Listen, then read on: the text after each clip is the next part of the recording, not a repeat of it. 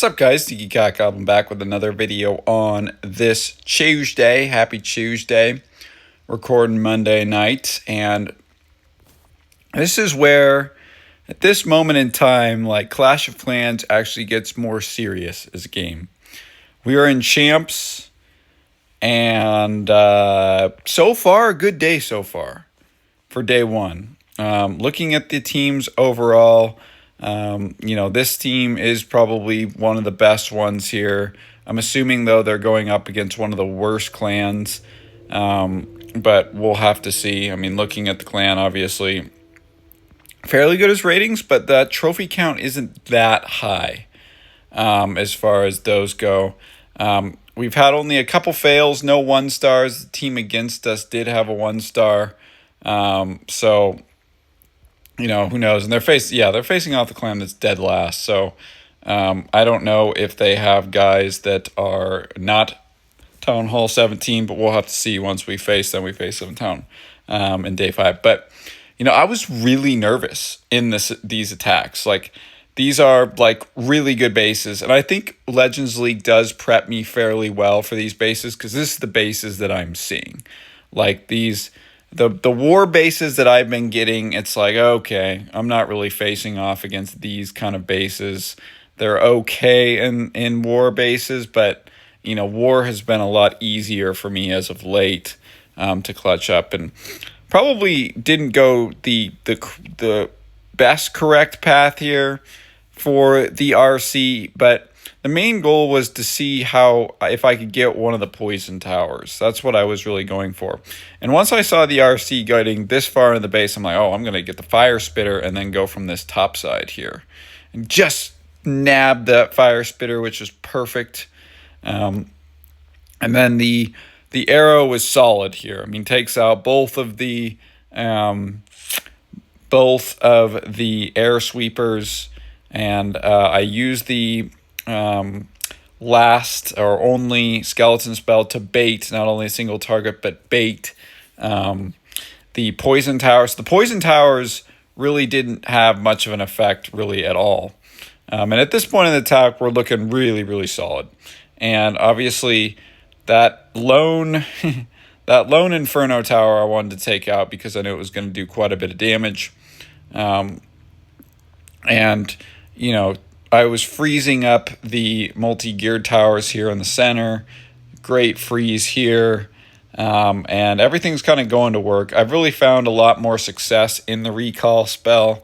I'm going to do because I do it with my second base, I still use the recall or the hero revive spell.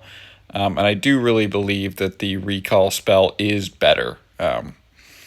And yeah, I mean, I was able to pretty much swag spell. I didn't use my minion principality until later. Was able to clean up a lot of this and really solid attack against a darn good base. I mean, this is a supercharged base. We were able to swag a spell, and yeah, first attack was solid. I might do some live attacks in future days, especially the ones that are important, just to add that little extra pressure. But this one was interesting. I didn't know, like, there's 2 sets of bait here.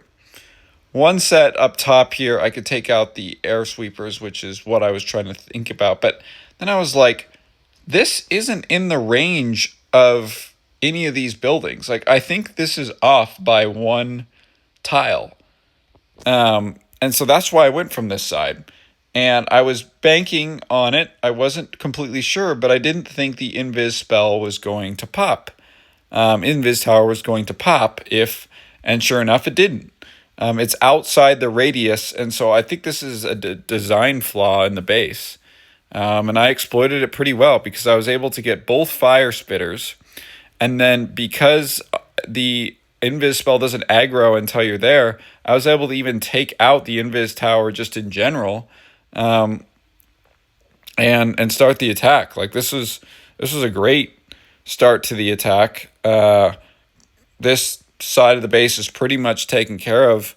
As long as we keep everything kind of in line, alive and good to go. This was an easy one. And I also have the revive spell, so that's why I also put her up there, because there's no heroes now. that I have to worry about. And the only thing that I was a little bit worried about, obviously, is the multi-geared tower again. But I'm going to freeze both the... It's also a design flaw. You put the sweepers within the radius of one freeze spell.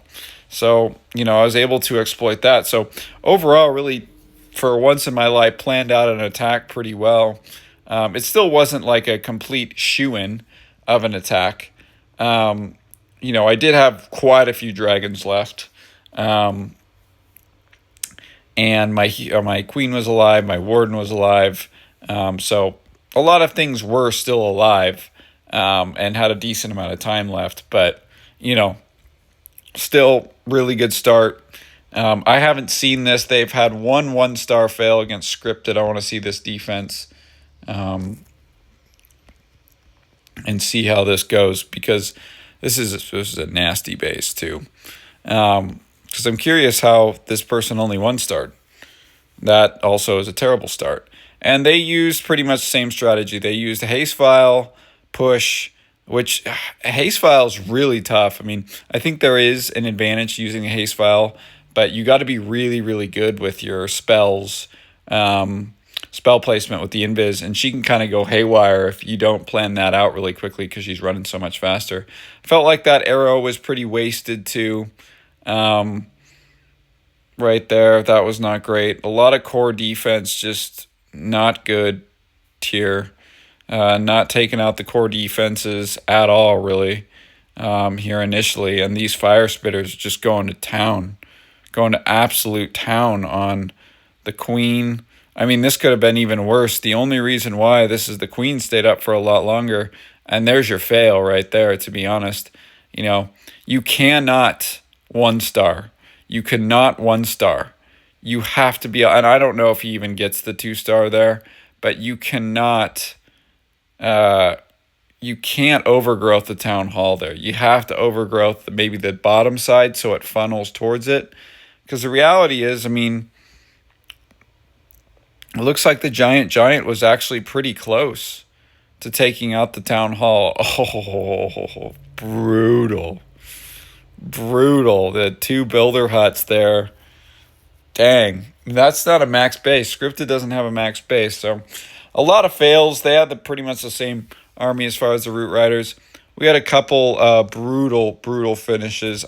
Caleb said this was 0.11%, 0.000% health left when he attacked. I haven't seen this attack left, but a lot of us have been using more air strategies. A few of us still use ground. But pretty successful start so far. Obviously, going to be nice to just start off with a dub, in general. Oh, that was a nice use of those. I like the use of the air sweepers. I would still argue, though. I mean, I know that they like to use the Phoenix, but the Phoenix on the Minion Prince is... yeah, it's the GOAT of abilities. It just provides so much value. Oh my gosh, he's right. That's the highest hit point building in the game. Gets the defense for him. Wow. My goal, obviously, I said 42 plus. Right now we have 3 fails, so everyone has to go perfect. I'm not expecting that. At least 40 would be nice, 41. I think that would put us in a really good spot, because the 10-star bonus is going to be huge. Proportionately, that's a lot better in 15v15, so winning does matter. It's weird seeing 2 demotions, too. I guess that's how that works. I think when we started the war, it was like a 4-way tie for last, so everyone was getting demoted. And I was like, oh, God, they're going to demote 4, so I guess that's when champs... But it really starts, but yeah, it's go time, right? Like the game is serious, and I like that. It's really fun. The guys have been doing great so far. We've had some awesome attacks, and I said that any person who gets a gold goes perfect. Gold star is yours. So, I was hoping maybe to give out 13 gold passes. Unfortunately, it's down to 10. Already, but you never know. 10 gold passes, still a lot. And yeah, so let me know how you guys CWL is going. I'll do some previews, but also throw in some other stuff as well. And yeah, Champs 3, here we go, baby. Peace.